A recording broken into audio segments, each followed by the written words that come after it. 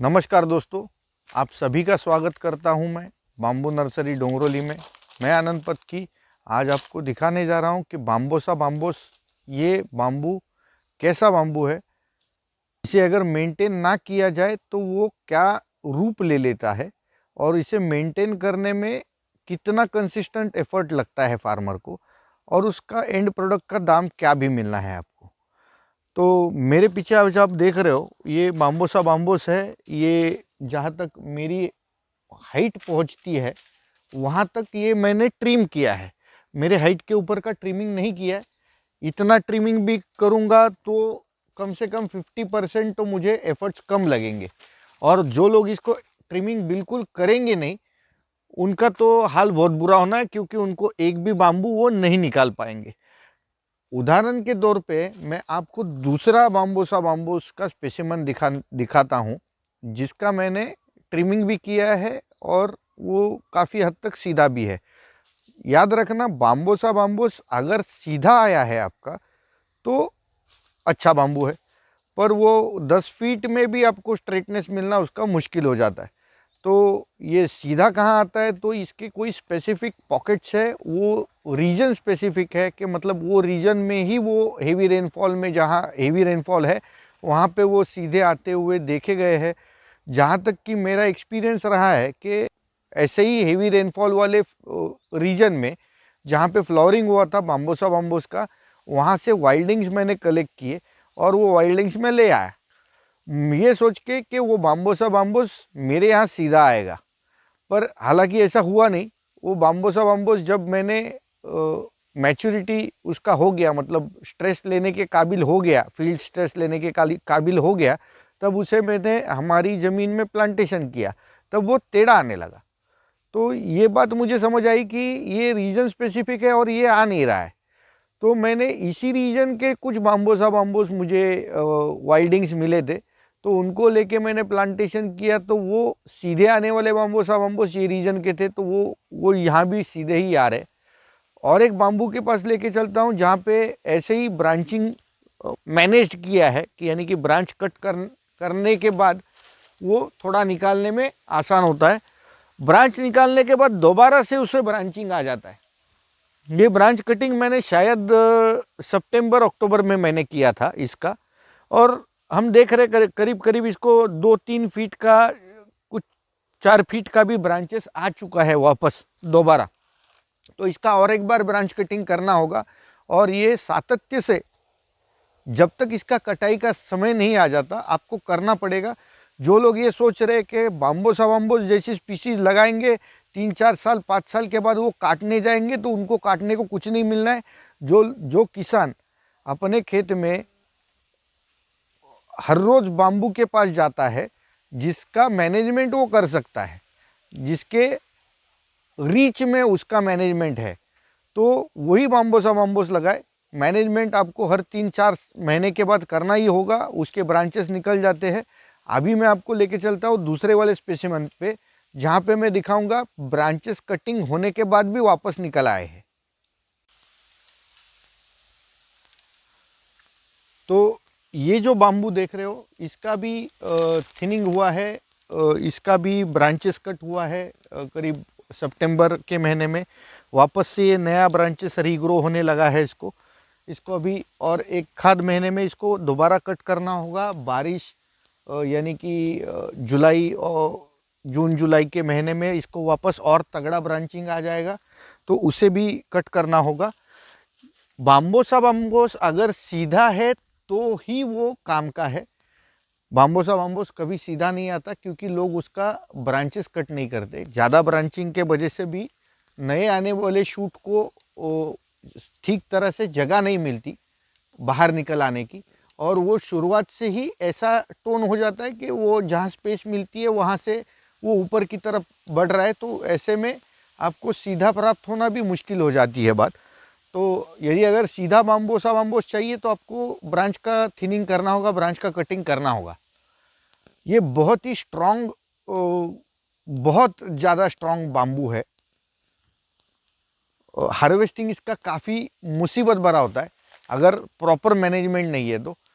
और इसके जैसा टिम्बर का क्वालिटी नहीं, ये भी मैं कहूँगा, प्रोवाइडेड ये अगर बाम्बू सीधा आया है आपका। मैं दूसरे वाले लोकेशन पे लेके चलता हूँ, वहाँ पे दिखाता हूँ जहाँ पे ब्रांचेस का कटिंग नहीं किया और वो कितना बदसूरत हो गया है कि उसे निकालने के लिए तो प्रयास करना ही, ना करना ही बेहतर होगा। ये जो आप मेरे पीछे अभी देख रहे हो, ये बाम्बोसा बाम्बोस जिसका ब्रांच का कटिंग बिल्कुल नहीं हुआ है, शुरुआत से नहीं हुआ है। अब इसे मैनेज करना बहुत ही मुसीबत वाला होने वाला है। मैं आपको कैमरा नज़दीक लेके दिखाने वाला हूँ कि इसको ब्रांचेस कितने हैं और इसके करीब, मतलब अभी मैं लगभग इसके 20-25 फीट दूर हूँ। अभी भी पहुँचना इसके पास मुश्किल है क्योंकि इसे ब्रांच को क्लीनिंग करते करते इसके पास पहुँचना होगा, तब मतलब पूरे ब्रांच निकल पाएंगे एटलीस्ट जहाँ तक हाथ पहुँच जाता है वहाँ तक के। अब यहाँ पे आप देख सकते हो कि कितने सारे ब्रांचेस इसको है। इसको मैनेज करना काफ़ी मुसीबत वाला होने वाला है। ये करीब करीब अभी मैं 20-25 फीट दूर हूँ इससे। ये 20-25 फीट तक इसके ब्रांचेस आके ऊपर जाके फैल गए हैं और यहाँ पे आप देख सकते हो कि बाम्बू भी स्ट्रेट नहीं है, इसका स्ट्रेटनेस नहीं है, तो इसको अच्छा दाम मिलना भी मुश्किल वाली बात होने वाली है। तो देखिए, आप कृपा करके ऐसे बाम्बू ना लगाए कि जो सीधे ना आते हो और जो बस स्पेस ऑक्यूपाई करते हो। अब ये बाम्बू का सबसे बड़ा प्रॉब्लम मैं बताता हूँ। ये बाम्बू का सबसे बड़ा प्रॉब्लम ये है कि लोग इसे सोचते हैं कि हम इसे फेंसिंग पे लगाएंगे और हमारा फेंस बन जाएगा जिससे कोई अंदर नहीं आ पाएगा प्रॉपर्टी में।